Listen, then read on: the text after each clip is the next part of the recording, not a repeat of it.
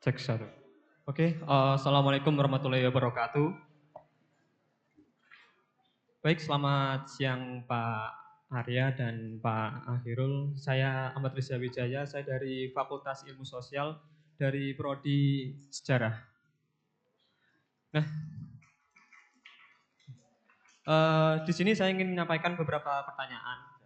Yang pertama, kalau kita melihat track record dari Pak Arya, S1 di UI, S2 di NTU Singapura, dan S3 di Istanbul di Turki.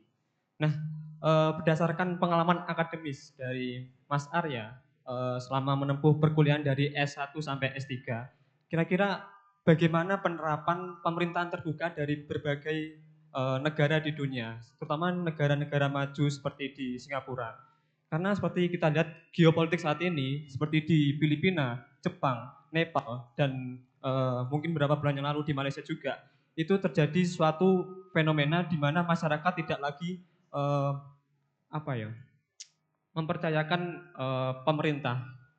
Nah, jadi apa ilmu yang Mas ada dapatkan dari belajar di luar negeri yang dapat diterapkan ke pemerintahan saat ini? Nah, yang kedua yaitu eh, Mas Arya ini merupakan Wakil Ketua Komisi Informasi Pusat Republik Indonesia. Nah, sebagaimana yang kita ketahui saat ini ya, bahwa saat ini kan terjadi suatu hegemoni di mana masyarakat mungkin tidak terlalu apa ya, mungkin eh, menggantungkan atau mungkin mempercayakan nasibnya ke pemerintah. Seperti kemarin ada eh, kenaikan tunjangan DPR, kemudian juga banyak sekali isu-isu yang kemungkinan juga tidak tahu apakah ada kekuatan asing di baliknya.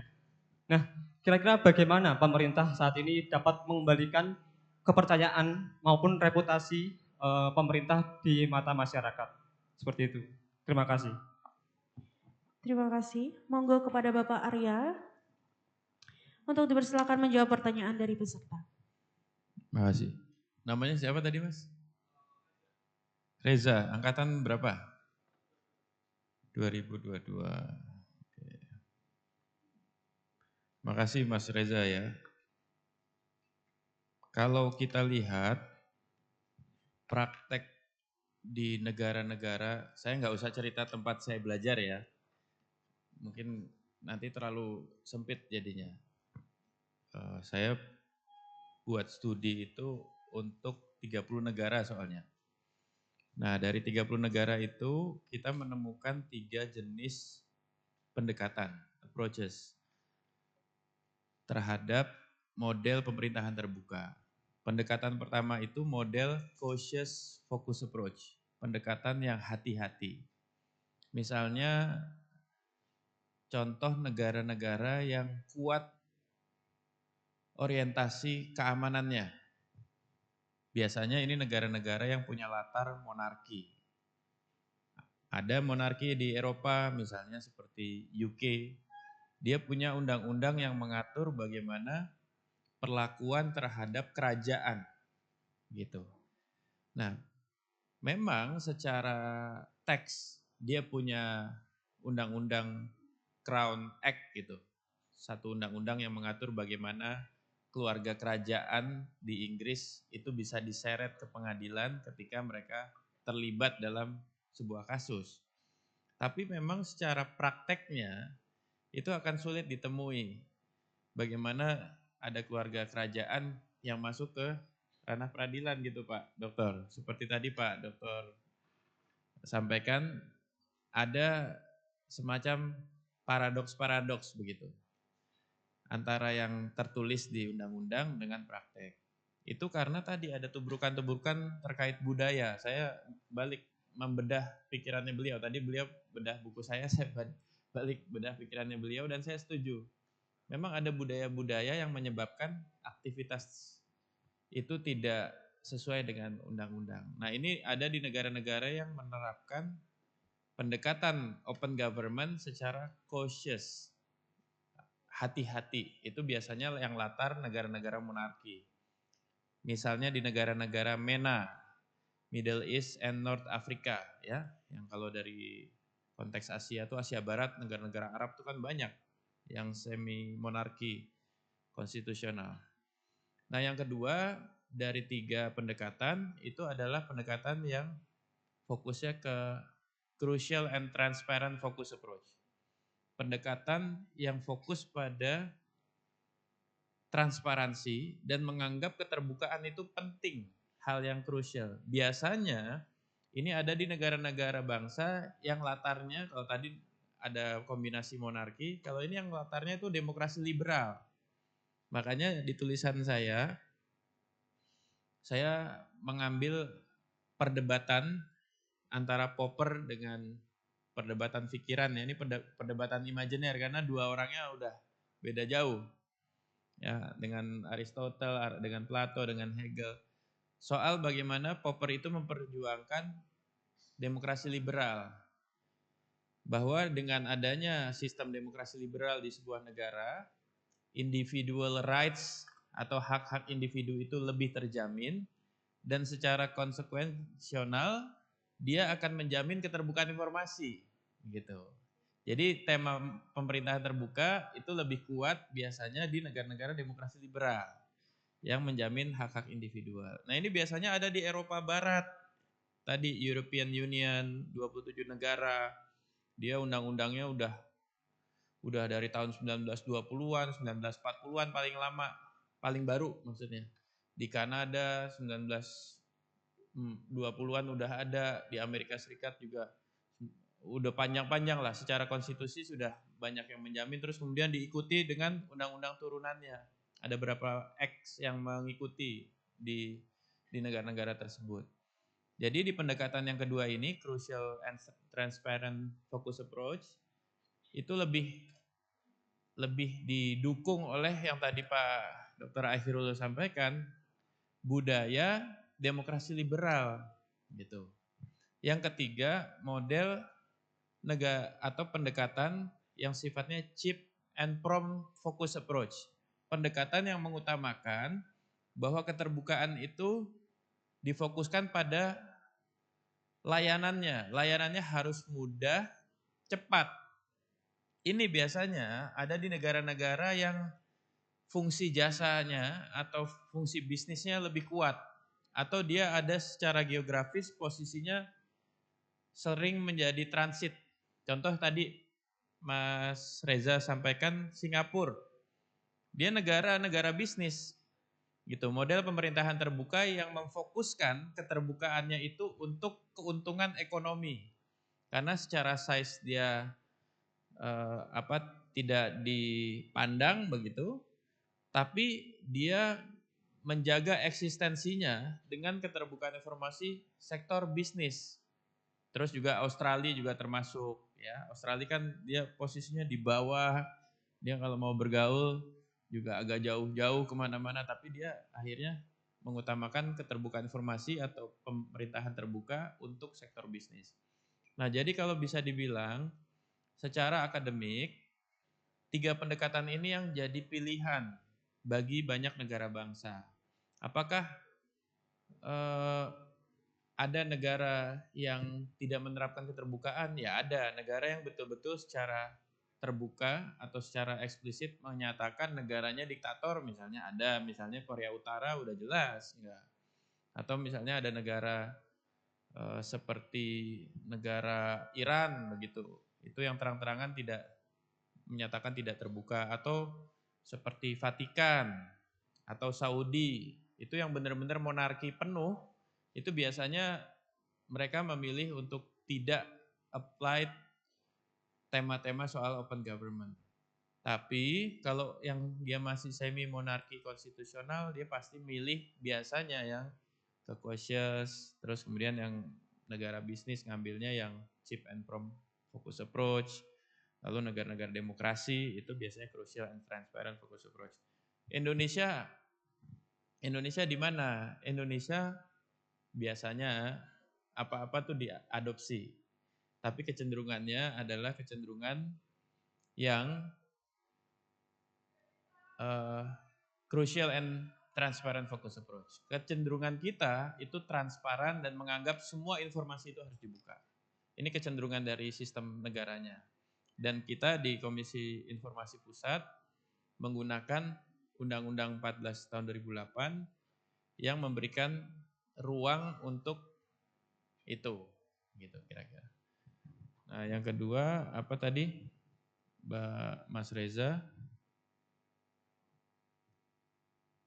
Yang kedua saya sebagai Wakil Ketua KIP, gimana melihat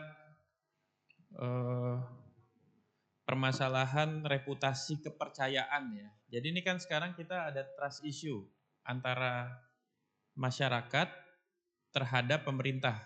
Ya. KIP itu bertugas untuk memastikan pemerintah dan atau badan publik melaksanakan Undang-Undang Keterbukaan Informasi Publik. Jadi kalau misalnya ada pemerintah dan atau badan publik yang tidak terbuka, itu bahkan kita bisa sidang. Tadi yang Pak Dr. Ahirul sampaikan, kalau misalnya ada, saya kaitkan dengan tugas di KIP, kalau ada misalnya permohonan informasi terhadap satu kementerian atau pemerintahan provinsi, dinas, BUMD, BUMN, lalu tidak direspon, itu ujungnya bisa di persidangan KIP. Dan selama ini saya menilai dari semua lembaga persidangan, tanpa harus merendahkan yang lain, persidangan paling jujur itu di KIP. Karena apa? Karena ukuran-ukuran dibuka sama ditutupnya informasi itu sangat eksplisit. Jadi di Undang-Undang 14 2008 tuh ada soal kategori kepentingan negara apa yang membolehkan badan publik itu mengecualikan atau bahasanya merahasiakan. Jadi ada kategori-kategorinya tuh. Misalnya korespondensi antar negara yang terkait dengan intelijen, lalu kemudian tentang titik ordinat, posisi alutsista. Jadi tadi Pak Dokter banyak mengungkap soal alutsista. Alutsista itu secara anggaran dan pembelian serta kontrak itu terbuka. Yang tidak boleh itu strategi dan titik ordinatnya. Jadi posisi, pasukan juga begitu, jumlahnya berapa itu terbuka. Tapi posisi dan strateginya yang nggak boleh. Lalu kemudian ada kepentingan kedua dari 3 itu kepentingan bisnis. Misalnya kepentingan untuk menghindari persaingan tidak sehat, itu ada kategori-kategorinya. Yang ketiga juga ada di pasal 17 itu, kepentingan pribadi yang harus dikecualikan. Contoh data rahasia pribadi, riwayat kesehatan pasien, itu kan yang harus dikecualikan. Terus juga kemudian kapabilitas individu. Kapabilitas individu itu termasuk IP. IP itu juga data yang boleh dikecualikan. Yang boleh buka cuma prinsipal. Jadi yang sensitif itu bukan cuma SARA, tapi juga SARIP. Ya. Suku, agama, ras, dan IP. Ya, IP itu sensitif untuk yang nilainya jelek. Kalau yang bagus ya nggak sensitif. Tapi yang boleh buka siapa? Prinsipal. Gitu. Prinsipal itu orangnya. Ya, sama dengan rahasia data riwayat data pasien. Misalnya di sini ada yang rutin donor darah nggak? Saya mau tanya, siapa yang rutin donor darah? Ada? Nggak ada. Siapa yang sudah pernah donor darah? Oh, ini harus donor darah semua. Saya di Jakarta tuh wakil ketua PMI di Jakarta. Ya, harus rajin donor darah. Dan donor darah itu secara biologis bikin awet muda 10 tahun. Itu benar, karena misalnya maksimal donor itu usia 60. Tapi kalau orang yang rutin donor darah, dia bisa donor sampai usia 70. Jadi itu biologis. Medik. Nah, contoh misalnya orang donor darah, lalu kemudian darahnya oleh PMI masuk ke lab nucleic acid test, dicek sama lab, dia punya penyakit darah, entah HIV, AIDS, atau hepatitis dan seterusnya, itu dipanggilnya secara personal. Itu termasuk informasi yang dikecualikan, atau bahasa sehari-harinya informasi rahasia. Jadi gimana trust issue bisa dihilangkan, ya. Ya syaratnya terbuka. Trust issue itu syaratnya terbuka. Pemerintahannya harus terbuka. Nah, apa sih peran KIP? KIP itu bikin pedoman. Bikin pedoman soal standar layanan informasi publik. Jadi secara tanda kutip karo humas itu pelaksana dari standar layanan informasi publik yang kami buat. Kalau mereka bermasalah itu biasanya kami sidang. Itu saya mimpin sidang ini udah 2000 kali. Jadi dan nggak ada menteri sehebat apapun kalau diputus buka ya buka gitu loh. Itu karena itu bukan sidang-sidangan, tapi sidang yang legal and binding dijaga oleh Undang-Undang 14 2008. Jadi posisinya seperti itu. Terus bagaimana kalau tidak ada permintaan? Nah itu kelemahannya. Kalau tidak ada permintaan, gimana kita mau sidang? Ya kan, nggak ada dasarnya. Kan sidang itu harus ada legal standing, ada dokumen, pembuktian bahwa ada seorang yang minta dan nggak dikasih. Seorang yang minta dikasih tapi tidak memuaskan jawabannya gitu. Jadi coba teman-teman baca Undang-Undang 14 2008 itu undang-undang yang sangat berpihak kepada rakyat, terutama hak informasi rakyat. Teman-teman ini saya ngomong di ruang akademik ini juga penting Pak Dokter. Dengan adanya undang-undang ini, harusnya UM itu tidak lagi menerima penelitian atau bikin makalah yang sumber pustakanya itu kutipan dari tulisan lain. Minimal nggak nyampe 20%. Ya. Atau minimal nggak sampai 80%, sorry kebalik. Contoh gini, kan kita biasa tuh makalah kutipan dari tulisan lain. Yang tulisan lain kutipan dari tulisan lain. Jadi berantai gitu. Turun temurun kutipannya. Dengan adanya undang-undang ini sebenarnya setiap sumber itu bisa langsung diminta ke badan publiknya. Gitu. Kita bisa minta langsung banyak data ke kementerian, ke dinas, ke pemerintahan provinsi, ke BUMN. Gitu. Itu minimal ya kalau Turnitin itu kan mendeteksi plagiarisme 20%. Nah, kalau ini mungkin dengan adanya undang-undang ini minimal 20% itu datanya bisa primer. Minimal 20%. Ya. Minimal 20% datanya bisa primer. Apalagi ini rumpun ilmu sosial. Bikin tulisan tentang apa, itu bisa langsung minta ke badan publiknya. Dan waktu jawabnya nggak akan lebih lama dari 10 hari. Itu aturan undang-undang. Jadi daripada kita browsing, terus ketemunya tulisan orang lain yang belum tentu dia nilai akademiknya A+ gitu loh. Saya paling males kalau misalnya udah ngutip, yang dikutip juga tulisan yang nilai grade-nya bawah. Jadi yang ngutip ini lebih bawah lagi. Kan jadi turun. Nah dengan adanya undang-undang ini, semua situs itu ada PPID-nya, bisa minta data ini, apalagi untuk kebutuhan akademik pasti dikasih ya. Jadi ya saya bicara tadi dua hal. Satu sisi trust issue itu solusinya cuma satu, transparansi, pertanggungjawaban terbuka, dan partisipasi masyarakat itu dibuka. Nggak boleh ada kebijakan publik yang menyangkut hajat hidup orang banyak, tidak melibatkan kita sebagai warga. Itu aturannya KIP. Nah kalau misalnya dari sisi kita sebagai masyarakat, caranya gimana menggunakan hak informasi kita, kalau ada yang kita ingin tahu, minta ke PPID.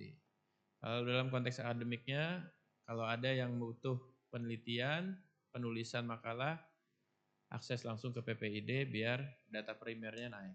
Terima kasih.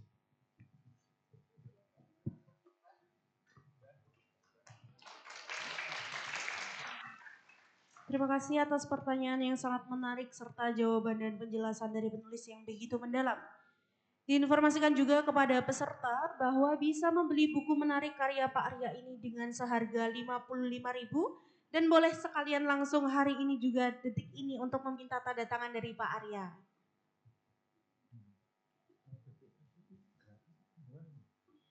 Hadirin yang berbahagia, demikianlah rangkaian kegiatan bedah buku pemerintahan terbuka, rahasia negara, intelektual organik, lingkungan hidup dan Sustainable Development Goals SDGs yang telah disampaikan oleh Bapak Arya Sandi Yuda PhD dan Bapak Dr. Ahirul Aminullah MSI sebagai pembedah buku.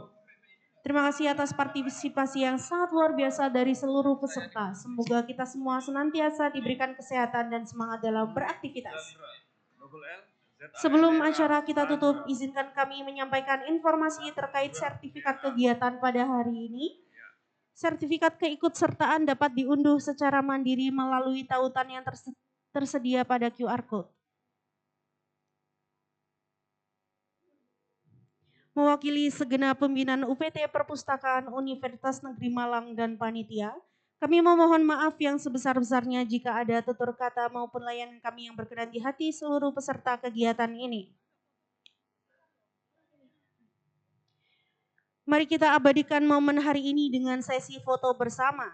Kami mohon kepada seluruh peserta untuk tetap berada di tempat. Kepada Bapak Ibu kami undang untuk berkenan maju ke depan.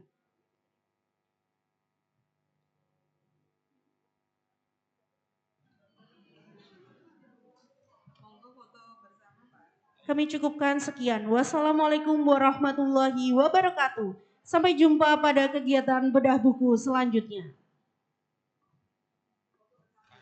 Monggo, foto bersama.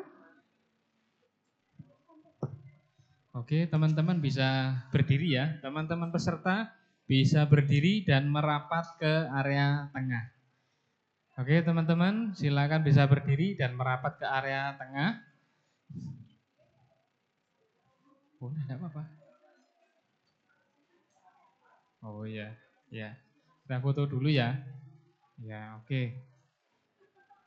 Oke, teman-teman bisa merapat ya ke area tengah sini sehingga semuanya bisa masuk frame kamera. Ayo teman-teman bisa segera berdiri dan menempati posisi tengah. Ya, yang ada di samping silakan merapat aja ke tengah, ya. Ayo mbaknya bisa geser ya. Geser saja. Ada di lajur sini, silakan bisa diisi saja. Ayo mbak-mbak bisa isi aja ya sini ya. Diisi aja. Merapat ke tengah. Oke, teman-teman bisa merapat ya. Lalu jangan lupa nanti sebelum pulang bisa scan QR code presensi dan e-sertifikat yang ada di layar ini. Ya. Ayo yang tengah segera ke tengah ya. Yang di samping segera ke tengah. Sudah bisa, Mas Reza? Oke.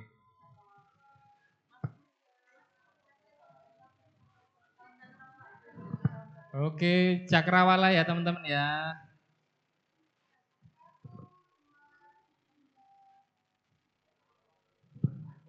The only one.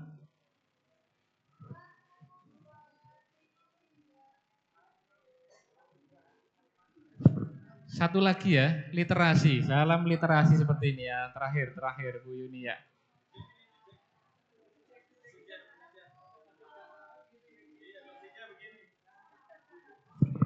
Oke, terima kasih. Sekali lagi kami informasikan bagi teman-teman yang ingin memiliki buku menarik dari Pak Arya, bisa membeli di area presensi yang ada di depan ya.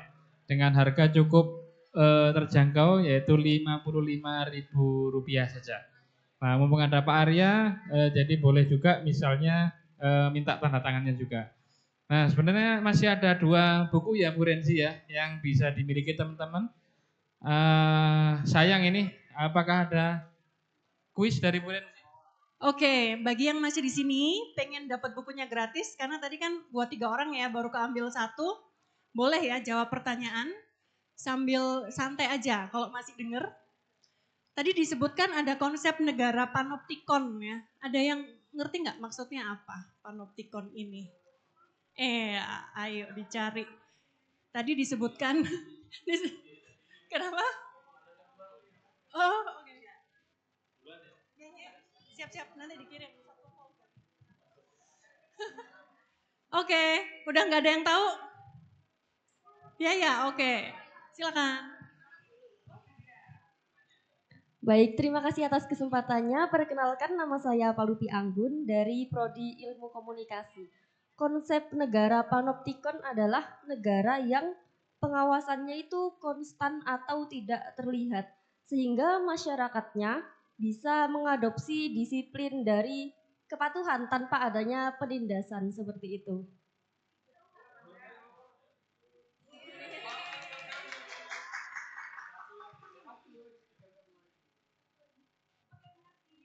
Bukunya bisa diklaim ke Pak Korni.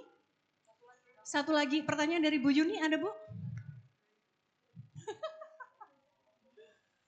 Tadi sempat di-spill ya. Ini masih ada sih yang berminat nggak? Oke. Apa ya pertanyaannya? Tadi Pak Arya sempat menerangkan struktur organisasi informasi di Indonesia itu ada beberapa unit ya, yang berkaitan mulai dari pusat sampai ke daerah. Ada yang bisa menyebutkan salah satu atau mungkin semuanya? Organisasi yang terkait dengan informasi di Indonesia dari pusat sampai ke daerah. Ada namanya, ada istilahnya. Bisa disebutin satu? Salah satunya Komisi Informasi Publik atau KIP. Pusat apa daerah tuh? Oke, benar ya Pak ya? Selamat Mbak, oke silakan ya. Boleh nanti mau foto sama bukunya dengan Pak Arya, dipersilahkan.